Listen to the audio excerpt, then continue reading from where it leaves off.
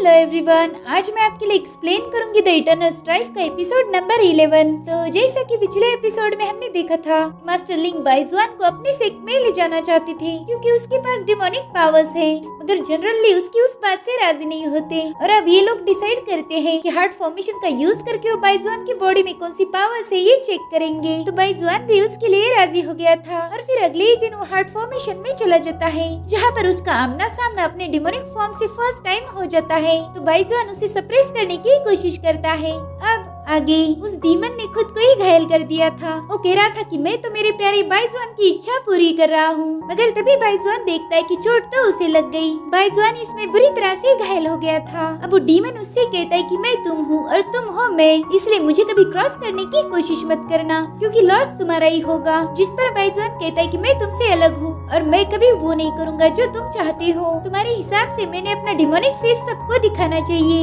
लेकिन इससे आम लोग डर जाएंगे। तो बाइजुआन का डीमन फॉर्म तालियां बजाने लगता है। वो कह रहा था वाह, मान गया तुम्हें, तुम तो हीरो हो, मगर मुझे तो विलन्स पसंद है। चलो अब मैं तुम्हें कुछ याद दिलाता हूँ। बैम्बू फॉरेस्ट में तुमने 2 ग्रेट फैमिलीज के साथ फाइट की थी, जिसके बाद जनरल ली के मैंशन में तुमने एल्डर यिन के साथ फाइट की, मगर मैंने किसी को जान से मारने की कोशिश नहीं की। हाँ, जिन लोगों को मैंने मारा था उन्होंने तुम्हारे दोस्तों को मार दिया था। इनफैक्ट एल्डर यिन से तो मैंने तुम्हारी जान बचाई है, मगर फिर भी तुम्हें मुझ में बुराई नजर आती है। तुम्हारे लिए तो वही लोग अच्छे हैं जो सच्चाई की राह पर चलने का नाटक करते हैं। वो लोग तो बस लॉयल होने का मुखौटा पहनते हैं। तो अब मुझे बताओ कि इनमें से इवल कौन है, मैं या फिर वो लोग? और तभी बाइजुआन को जनरल ली ने बताई हुई बातें याद आती है। उन्होंने बोला था कि तुम्हारे अंदर वो डिमोनिक पावर्स है, तो तुम ही अपने डिमोनिक फॉर्म को मैनिपुलेट कर सकते हो। भले ही मैंने कभी डिमोनिक एनर्जी का मुकाबला नहीं किया, मगर सबके अंदर डीमंस होते हैं और शायद तुम्हारे अंदर की डिमोनिक एनर्जी भी हमारी इनर डीमन जैसी ही होगी। तो अगर तुम उसे सप्रेस करना चाहते हो तो तुम्हें खुद पर भरोसा करना होगा। और तभी हार्ट फॉर्मेशन अपनी पावर शो करने लगता है। यहाँ पर बाइजुआन को सवाल पूछे जाने वाले थे और ये देखकर बाइजुआन के डीमन फॉर्म को बहुत गुस्सा आ गया था। वो बाइजुआन से कह रहा था कि मैं मेरी मर्जी का मालिक हूँ और तुम मुझे बिल्कुल कंट्रोल नहीं करोगे। अगर उसके लिए मुझे तुम्हें मारना भी पड़ा तो भी चल जाएगा, लेकिन मैं इन लोगों के सामने नहीं झुकूंगा। जिसके बाद वो बाइजुआन पर हमला करके उसे बहुत दूर पुश कर देता है। तो बाइजुआन उससे कह रहा था कि अगर तुम मुझे मारोगे तो खुद भी मारे जाओगे, तुम मेरे अंदर ही एग्जिस्ट करते हो, अगर मैं मर गया तो तुम भी नहीं बचोगे। जिस पर वो डीमन कह रहा था कि तुम्ही ने ये सब करने के लिए मुझे मजबूर कर दिया। जिसके बाद उसने बाइजुआन पर अपनी डिमोनिक एनर्जी से हमला कर दिया था। तो बाइजुआन भी अपनी पावर से उसे रोकने लगता है। उसने अपनी पूरी ताकत लगाकर डीमन के अटैक को डिस्ट्रॉय कर दिया था। ये देखकर डीमन को बहुत गुस्सा आ जाता है, इसीलिए उसने बाइजुआन पर सेकंड अटैक कर दिया था। वो दोनों भी अपनी पूरी पावर्स का यूज करके एक दूसरे को हर्ट करने की कोशिश कर रहे थे। तभी बाइजुआन उससे कहता है कि तुमने सही बोला था कि तुम मैं हूँ और मैं तुम हो, लेकिन हम दोनों में हम नहीं है। अब मैं वही करूँगा जो मुझे सही लगता है। दुनिया वाले मुझे डीमन समझ रहे हैं, लेकिन मैं उन्हें गलत साबित कर दूंगा। जिसके बाद बाइजुआन ने उस डीमन को पीछे ढकेल दिया था। तो डीमन उससे कह रहा था कि चलो अब अपना अच्छा इंसान बनने का शौक पूरा कर लो। उसके पंच से बाइजुआन को बहुत दर्द हुआ था। जिसके बाद बाइजुआन एक अलग सी हरकत करता है। उस डीमन के कंधे पर अपना सर रख के कह रहा था कि मैं नहीं बदलने वाला, मैं लोगों को तुम्हारा फेस शो नहीं कर सकता। जिस पर वो डीमन कहता है कि तुम इस दुनिया के लिए बहुत कुछ कर रहे हो, लेकिन क्या ये दुनिया उस लायक है? जिसके बाद उसके डीमन फॉर्म ने गिव अप कर दिया था। उसके वहाँ से गायब होते ही बाइजुआन के अंदर उसकी सारी पावर्स चली जाती है। बाइजुआन उसे सप्रेस करने में कामयाब हो गया था और तभी हार्ट फॉर्मेशन से कुछ चेन्स बाहर निकल आती है, मगर बाइजुआन इधर उधर जंप लगा के उनसे बचता जा रहा था। अब बाइजुआन अपने डीमन से कह रहा था कि अच्छा हुआ तुमने मुझे दुनिया के तौर तरीके सिखा दिए, मैं चाहे इनके साथ कैसा भी रहूं, ये लोग मुझे कभी नहीं समझेंगे। जिसके बाद उस फॉर्मेशन से बाहर निकलने की कोशिश कर रहा था। दरअसल उस फॉर्मेशन ने उसके अंदर के डीमन को भाप लिया था। वो फॉर्मेशन उससे कहता है कि तुम्हारे पास डीमन हार्ट है। ये सुनकर बाइजुआन को बहुत गुस्सा आ गया था और तभी वो अपने डिमोनिक साइड को बाहर लाके कहता है कि क्या कहा तुमने, मेरे पास डिमोनिक हार्ट है? जिसके बाद बाइजुआन अपनी पावर से उस फॉर्मेशन पर हमला कर रहा था। हॉल में मौजूद सभी लोग देख रहे थे कि बाइजुआन की बॉडी से एक स्ट्रॉन्ग स्पिरिचुअल ऑरा बाहर आ रही है जो उस फॉर्मेशन को कंट्रोल कर रही थी। और फाइनली बाइजुआन अपनी पूरी पावर्स का यूज करके उस हार्ट फॉर्मेशन के टुकड़े टुकड़े कर देता है। ये देखकर पर वहाँ मौजूद सभी लोगों के होश उड़ गए थे।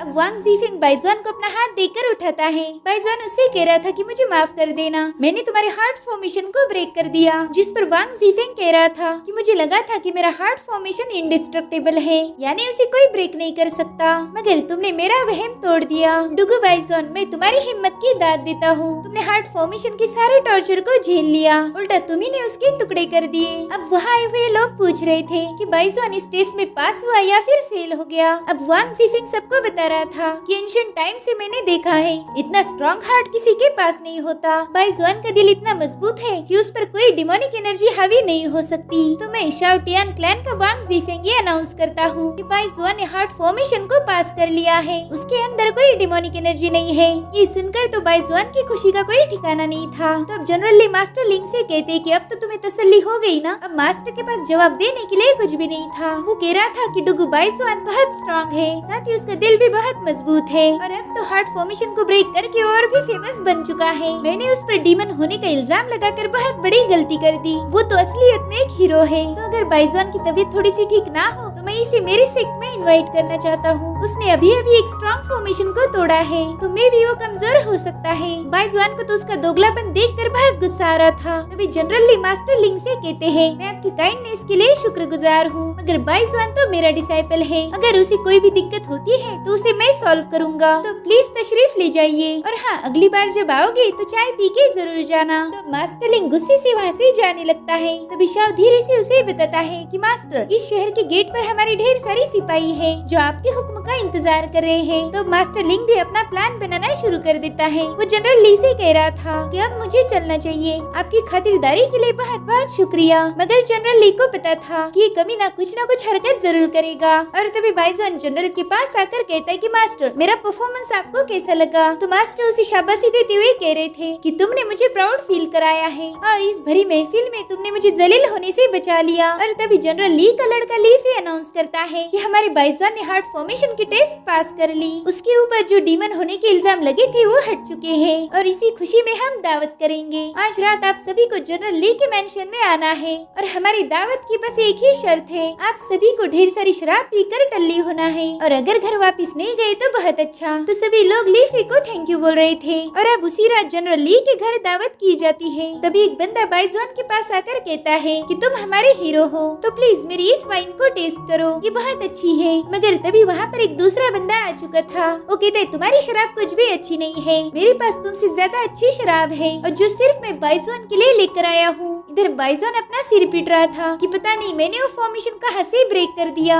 ये लोग तो मुझे हीरो समझ बैठे। तब तक उस बंदे ने अपना बड़ा सा मटका टेबल पर रख दिया था। बाइजुआन उसे देख कर ही कहता है कि भाई मैं शराब नहीं पीता। तभी वो टकलू कहता है कि अरे तुम बीच में आए हो, बाइजुआन मेरी शराब पीने ही वाला था। जिस पर वो बंदा कहता है कि तुमसे पहले मैंने उसके लिए वाइन पोर की थी, इसलिए मैं नहीं बल्कि तुम बीच में आए हो। और अब बाइजुआन को शराब कौन पिलाएगा, इसी बात के ऊपर से वो दोनों भी झगड़े कर रहे थे। अब इन दोनों से बाइजुआन काफी पक जाता है। तब तक वहाँ पर वांग जीफिंग भी पहुँच गया था। बाइजुआन उसे देखकर काफी हैप्पी हो जाता है। उसे लग रहा था कि ये इन दोनों से मुझे बचा लेगा, लेकिन वांग जीफिंग भी उसे ही शराब पिलाने आया था। जनरल ली ये सब देख रहे थे। वो कहते बेचारे बाइजुआन को इन लोगों ने परेशान कर दिया। इधर लीफी ने भी अपने फादर के लिए शराब पोर की थी। तो जनरल ली कहते कि तुम अपने लिए भी एक प्याली भर लो। ये सुनकर लीफी थोड़ा हैरान था। वो कहते फादर मैं आपके सामने कैसे शराब पी सकता हूँ। तब तक जनरल ली ने एक प्याली भर के उसे चीयर्स कर लिया था। वो कहते कि अब तुम जवान हो चुके हो, इसलिए मुझसे शर्माने की कोई जरूरत नहीं है। तो लीफी भी तुरंत ही वो प्याली गटक लेता है।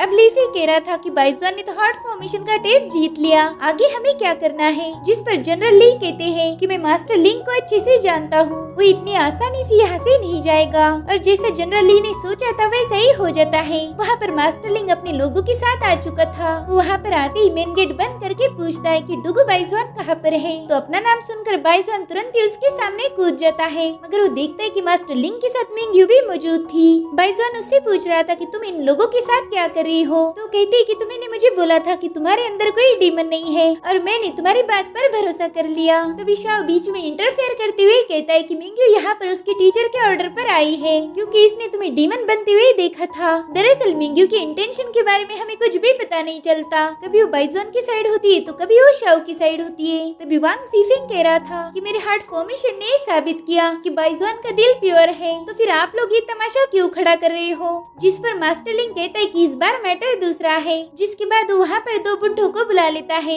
एक लियू चान था और ये लियू फैमिली का हेड है और दूसरा बंदा था लू टियानशा और ये लू फैमिली का हेड है। तभी जनरल ली उनसे कहने लगते हैं कि आप लोग वुशांग कंट्री से यहाँ आए हो और आपके सिपाहियों ने मेरे मैंशन को घेर लिया है, तो क्या मैं आपकी इन एक्शंस के पीछे की वजह जान सकता हूँ। तो शाओ तुरंत ही जनरल ली को एक ऑर्डर दिखाता है। ये सीधा एम्परर से आया हुआ था। वो कहता है हम यहाँ पर क्रिमिनल को पकड़ने आए हैं। उस पेपर में डुगु बाइजोन पर डीमन होने का आरोप लगाया गया था, साथ ही उसने लियू और लू फैमिली के बंदों को मार दिया। शाओ कह रहा था कि बाइजोन एक बहुत ही शातिर कातिल है। तो मास्टर लिंग कहते हैं कि इस पर भरोसा मत कीजिए, इसने आपको भी धोखा दिया है और अब हमें जल्दी से एम्परर के फैसले को फॉलो करना होगा। तो अब जल्दी से बाइजोन को हमारे हवाले कर दीजिए। उतने में ही लियू फैमिली का बंदा कह रहा था कि तुमने बैम्बू फॉरेस्ट में मेरे बच्चे को मार दिया। इसने बस हमारे बच्चों को नहीं बल्कि उनके साथ जितने भी लड़के थे उन सबको मार दिया। जिस पर वांग जीफिंग कहता है कि आपके लड़के बचपन से मार्शल आर्ट की प्रैक्टिस करते आए थे और उनके जो साथी थे वो भी मार्शल आर्ट में माहिर थे, तो भला अकेला बाइजोन उन्हें कैसे खत्म कर सकता है। जिस पर वो बट्टा कहता है कि इसके पास एक खास स्टोन था और उसी की सारी पावर्स को एब्जॉर्ब करके इसने हमारे लोगों को मार दिया। उस दिन ये डीमन बन गया था। और तभी मास्टर लिंग एसेंस स्टोन जनरल ली की तरफ फेंकते हैं। वो कहते हैं ये रहा सबूत, इसका सारा एसेंस बाइजोन ने एब्जॉर्ब कर लिया है। जिसके बाद इन सभी लोगों ने अपनी स्वॉर्ड निकाल ली थी। बाइजोन भी इनका मुकाबला करने के लिए रेडी था, मगर वो मिंग्यू को गौर से देखता है। उसकी आंखों में बाइजोन को खुद के लिए नफरत नजर आ रही थी। अब बाइजोन भी फाइनली अपना गुनाह कबूल करता है। वो कहते हाँ मैंने उन लोगों को मारा है, मगर वो लोग इसी लायक थे। ये सुनकर लू फैमिली का बंदा उस पर बहुत भड़क गया था। वो कहता है डीमन कही कि तेरी इतनी हिम्मत कि तू हमारे सामने ऐसी बात करी, जिसके बाद उस पर अटैक कर देते हैं। लेकिन जनरल ली ने तुरंत ही उसके अटैक को डिस्ट्रॉय कर दिया था। ये देखकर मास्टर लिंग बहुत भड़क गया था। वो कहते हैं जनरल ली आप एक क्रिमिनल की मदद कर रहे हो, वो एक क्रिमिनल के साथ साथ डीमन भी है और आप एक डीमन का साथ देखकर देश के साथ गद्दारी कर रहे हो। आप इस कंट्री के वॉर गॉड हो, अगर आप ही ऐसी हरकतें करोगे तो लोग आप पर कैसे भरोसा करेंगे। जिस पर जनरल ली कहते हैं कि मैंने मेरी पोजीशन से कब का इस्तीफा दे दिया है, मैं अब किंगफिंग कंट्री का वॉर गॉड नहीं रहा, वो पोजीशन मेरे बेटे लीफे के पास है। जिसके बाद लीफे की स्वॉर्ड निकालकर मास्टर लिंग पर पॉइंट करते हैं। वो कह रही थी कि आज मैं कोई जनरल नहीं बल्कि एक आम इंसान हूँ। बाइजोन किंगफिंग कंट्री का मेहमान है, इसलिए उसके प्रोटेक्शन की जिम्मेदारी हमारी है, तो अगर तुम लोगों में हिम्मत है तो उसे बस टच करके दिखाओ। ये सुनकर बाइजोन भी थोड़ा सा डर गया था, क्योंकि वो नहीं चाहता था कि जनरल ली उसकी वजह से मुसीबत में फंसे। मगर जनरल ली उसे कहते हैं कि तुम बिल्कुल मत डरो, मैं हूँ ना, मैं सब कुछ संभाल लूंगा। और अब वो मास्टर लिंग से कहते कि जल्दी से यहाँ से दफा हो जाओ, मैं नहीं चाहता कि यहाँ पर खून खराबा हो। और फिर ये सीन यहीं पर कट हो जाता है। और अब अगले ही दिन हम जनरल ली और उनके बेटे लीफे को देखते हैं। लीफे उनसे पूछ रहा था कि बाइजोन अब कैसा है। वो कहते कि बाइजोन बिल्कुल ठीक है, लेकिन अब मैं जनरल नहीं रहा, तो आज के बाद हमारी इस मेंशन की पूरी जिम्मेदारी तुम पर है। मगर लीफे उनसे कह रहा था कि प्लीज ऐसा मत बोलिए, आप मेरे फादर हो, इस कंट्री के वॉर गॉड हो, मैं आपकी पोजीशन कभी नहीं ले सकता, आपके बिना हमारी कंट्री सर्वाइव नहीं कर सकती। ये सुनकर जनरल ली हंसने लगते हैं। वो कहते बच्चे सब कुछ मैनेज हो जाएगा, और वैसे भी अब जंग खत्म हो चुकी है, बस अब हमें किंगफिंग कंट्री में शांति कायम करनी है। और मैं तुम्हारा फादर जो कि एक वॉर गॉड था, उस समय के साथ साथ इतिहास बन जाएगा। जिस पर लीफे कह रहा था कि आपने अभी रिजाइन क्यों किया, आप ये कुछ दिनों के बाद भी कर सकते थे। मगर जनरल ली बाइजोन के लिए बहुत परेशान थे, उन्हें पता था कि बाइजोन पर जानलेवा हमला हो सकता है। जिस पर लीफे कह रहा था कि प्लीज फादर आप उसके साथ मत जाओ, नहीं तो आपकी जान को भी खतरा हो सकता है। जनरल ली सुनकर बहुत भड़क गए थे। वो कहते लीफे मैंने तुम्हें क्या सिखाया है कि ज्यादा जल्दबाजी अच्छी नहीं होती, तुम बाइजोन के साथ इतने दिनों से रह रहे हो कि तुम्हें कभी भी लगा कि वो बुरा इंसान है। तभी लीफे कहता है कि हाँ मैं मानता हूँ कि वो बहुत अच्छा है। जनरल ली कहते कि मैंने अपनी पूरी जिंदगी अपने देश के नाम की है, मेरी फैमिली मेरे लोग ही मेरे लिए सब कुछ है, और उसी का एक हिस्सा बाइजोन भी है।